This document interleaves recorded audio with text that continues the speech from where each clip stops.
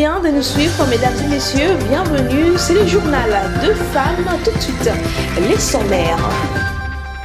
Au sommaire de cette édition, élu avec plus de 57,3% de suffrages, a annoncé dans la soirée du mardi 3 décembre la Commission électorale nationale indépendante, la première femme présidente dans la Namibie. Vous allez suivre également dans ce journal Abeti Masikini, une figure emblématique de la musique congolaise, son parcours, les empreintes qu'elle a laissées et sa détermination. C'est tout pour les titres, les développements. Handball féminin senior, les Angolaises trônent de nouveau sur la toit africain. Elles ont remporté la 26e édition de l'handball féminin senior africain en battant en finale les Sénégalaises sur la marque de 28-19. C'est pour la 15e fois que les Angolaises soient sacrées championnes d'Afrique de handball féminin senior. Suivez ce qu'a été l'ambiance lors de cette finale le samedi 7 décembre au gymnase du stade de Martyrs à Kinshasa. Les duels entre Angola et le Sénégal a offert un spectacle intense et plein de suspense. Les deux équipes dotées de joueuses talentueuses se sont affrontées dans une atmosphère électrique. Le Sénégal cherchait son premier titre continental tandis que l'Angola, invaincu depuis plusieurs années, espérait ajouter une nouvelle ligne à son palmarès impressionnant. Dès le coup d'envoi, les deux équipes ont affiché un niveau de jeu très élevé. L'Angola a rapidement pris l'avantage de 2 buts après 5 minutes de jeu. Les Angolaises ont continué sur leur lancée jusqu'à la pause avec un score de 13-8. En seconde période, le match a continué sur un rythme soutenu. Les deux équipes se sont échangées des coups, mais l'Angola a progressivement pris le contrôle grâce aux performances exceptionnelles de ses joueuses clés. Elena Paulo et Almertina Almeida da Cruz ont inscrit des buts décisifs tandis que la gardienne Marta Alberto a réalisé des arrêts cruciaux, frustrant ainsi les attaquantes sénégalaises. Les dernières minutes ont été difficiles pour les Lions de la Teranga et malgré les efforts de Diene Naba, Marifal et Soukeinan Sagna, elles n'ont pas contré l'armada offensive angolaise qui a fini par s'imposer le 28-19. Avec cette victoire, l'Angola confirme sa position de leader incontesté du handball féminin en Afrique. Les perles d'Angola dominent la scène continentale depuis plusieurs années, depuis leur première victoire en 1989 et renforcent leur statut de favoris à chaque édition du tournoi. Coup d'arrêt pour les Léopards dames dans cette compétition organisée à la maison. Les filles du coach Machi ont été éliminées en quart de finale et terminent à la 5e place lors de ces 26e éditions d'handball féminin senior Kinshasa 2024. Une satisfaction pour les staffs et les comités d'organisation de cette compétition qui ont impressionné plus d'un. Reportage. N'est-ce pas, du peuple congolais? La disponibilité des leaders d'opinion, des autorités et notamment du chef de l'État qui ont donné un sens à cet événement. Je crois qu'il ne serait pas de trop, n'est-ce pas, de conclure pour dire que pour un coup d'essai, c'est un coup de maître. Et je voudrais, au nom du conseil d'administration de la Confédération africaine du handball, au nom de toutes les délégations, exprimer la gratitude au chef de l'État qui a bien voulu, n'est-ce pas, permettre l'organisation de cet événement qui reste inédit, puisque là, on peut conclure également que nous venons d'ouvrir la porte à des événements internationaux statutaires, n'est-ce pas? Et je suis très heureux que cela soit le handball qui soit honoré en ouvrant cette porte. Ce qui est certain, les pays me chargent de vous dire qu'ils ont bien envie de revenir. La RDC a fini sa canne en beauté. On a échoué en quart de finale contre l'Égypte par un petit but. Bon, on pensait que le moral des enfants n'était pas au bon fixe, mais après il fallait chercher à se classer en ordre utile. C'est comme ça que les enfants hier ont battu l'Algérie et aujourd'hui on avait un match difficile avec le Congo-Brazzaville qui vient tout fraîchement de la Coupe du Monde. Mais les enfants ont mouillé le maillot pour arriver a gagné ce match par 30 à 28. Je pense qu'on a vraiment fini en beauté. Bon, je pense qu'on a une jeune équipe qui monte. Je crois que vous avez vu aujourd'hui, nous avons des jeunes qui montent, qui jouent leur deuxième CAN. Pour les îles, c'est une première CAN. Tout à fait, je pense que si vous suivez même les réseaux sociaux, beaucoup ne connaissaient pas l'handball. Mais aujourd'hui, les gens commencent à dire, bon, dans un sport, on a handball. Je pense que la CAN a donné une certaine émulation à cette discipline. Et je pense que maintenant, nous, et vous les chevaliers de la plume, nous devons organiser mieux les choses pour que cette discipline monte du coup. Parce qu'après avoir organisé une telle CAN, il ne faudrait pas qu'on reste à l'ancienne situation. Donc on doit faire de notre mieux pour propulser cette discipline. Et c'est ça qui sera notre cheval de bataille. Si la Confédération félicite la Fédération congolaise pour cette belle organisation, aucune plainte, toutes les équipes logées dans des hôtels 5 étoiles. Hier, on a fait la ronde de toutes les équipes là, avec le président de la Confédération. Toutes les équipes disent qu'il faut qu'on revienne encore en RDC parce que partout où on a été, on n'a jamais été logé dans de tels hôtels, on n'a jamais vu de belles hôtesses en train de servir, donc tout est parfait. Comme annoncé au sommaire, la Namibie a élu sa première femme présidente, Natumbo Nadi, 72 ans, issue du parti au pouvoir de le premier tour avec 57,31% de suffrage, a annoncé dans la soirée du mardi 3 décembre la commission électorale de ces pays désertiques africains à l'Afrique australe. Suivez.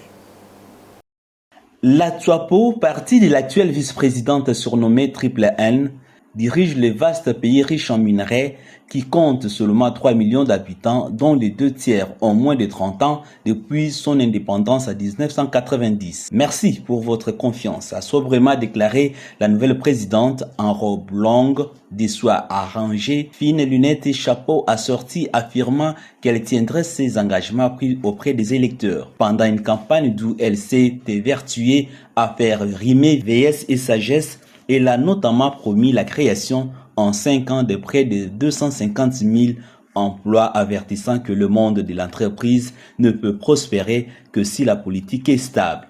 Elle s'est aussi engagée à attirer les investissements grâce à la diplomatie politique. Fille d'un pasteur anglican passé par la Russie lors de son exil dans les années 1960, la militante a fait ses classes au Komsomol, l'organisation de jeunes du Parti communiste soviétique. Figure de la lutte pour l'indépendance, Netumbo Nandi porte des positions conservatrices, étant notamment partisane d'une législation stricte en matière d'avortement. Son premier opposant, Panduleni Itula, arrive en deuxième position avec seulement 25,50% des voix dans une élection qui a connu une forte participation, mais aussi de nombreux cafouillages obligeant à prolonger le scrutin de plusieurs jours. Les leaders du principal parti d'opposition, les Patriotes indépendants pour le changement IPC, avaient ainsi annoncé le week-end dernier qu'ils ne reconnaîtraient pas les résultats. Les élections présidentielles et législatives du 20 novembre 2024 ont été prolongées à 2 reprises en raison de problèmes logistiques et techniques, avec notamment une pénurie de bulletins de vote. Bernadette Moukadi, coordonnatrice de CLEF, fait le bilan de la première ministre à la tête du gouvernement congolais, estimant que Judith Suminwa doit rester plus ouverte pour donner la chance à toutes les femmes qui veulent contribuer à ces défis. Satisfaite du bilan de la première ministre Judith Suminwa, Bernadette Moukadi, fondatrice du CLEF, appelle la chef du gouvernement à se réveiller du sommeil et de doubler des efforts afin de réguler la crise qui frappe de plein fouet. Notre concert a l'excellence d'ouvrir encore beaucoup plus son œil. Parce que dans la maison, quand les choses ne marchent pas, la maman fait l'évaluation au quotidien. Elle doit faire l'évaluation de son gouvernement au quotidien. La population souffre. Le degré de la misère de notre population a atteint un niveau qui ne dit pas son nom. Tout ce qu'elle est en train de faire, c'est bien, mais elle doit multiplier les efforts. Bernadette Moukadi est contre les ministres qui s'enferment dans leur bureau et inactifs sur terrain. Il doit bousculer ces ministres, il doit bousculer tout le monde à être sur terrain.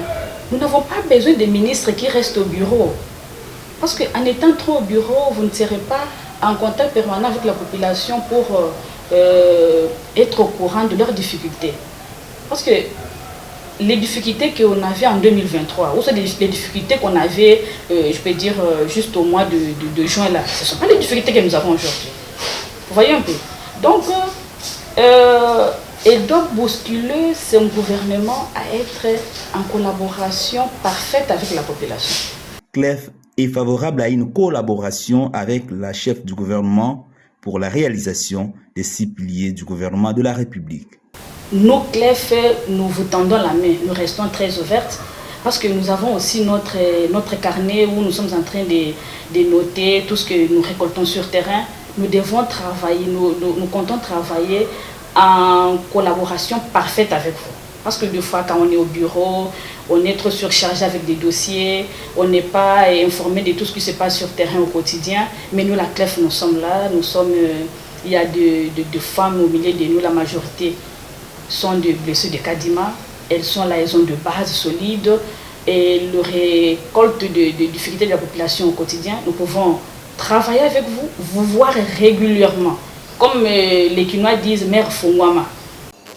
Qui commence bien, finit bien, le centre professionnel Fondation Akilimali a procédé le week-end dernier à la remise de brevets au lauréat de sa première promotion de Mongafula, une cérémonie présidée par son initiatrice, Madame Justine Chilanda, qui est investie dans l'encadrement de la fille mère des Évreux et les autres à la grande satisfaction des bénéficiaires. JP Mouaï.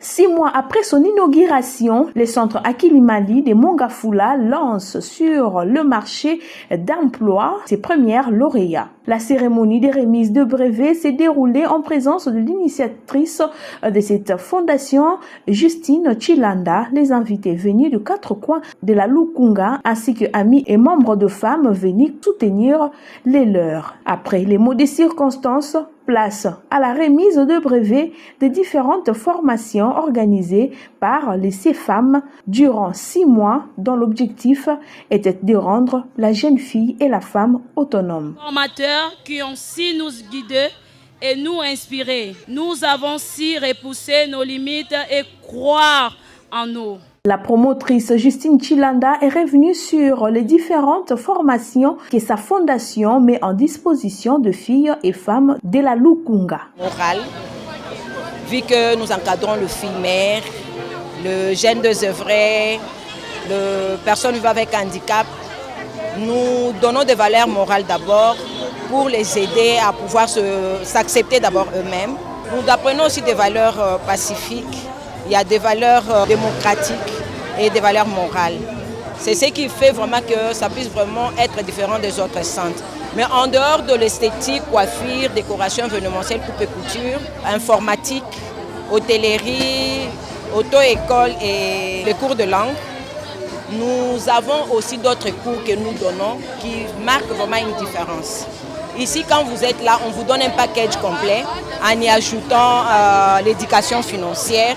Donc, quand vous avez appris à la Fondation Akilimali, vous êtes à même de gérer une entreprise. L'initiatrice de la Fondation Akilimali est également présidente de la Ligue de femmes du parti cher à Stéphanie Mbombo, cercle des réformateurs du Congo, étant très remarquable dans les circonscriptions de la Lukunga, Ba, Beko-Angle, pour favoriser les femmes à travers ces initiatives de l'auto-prise en charge.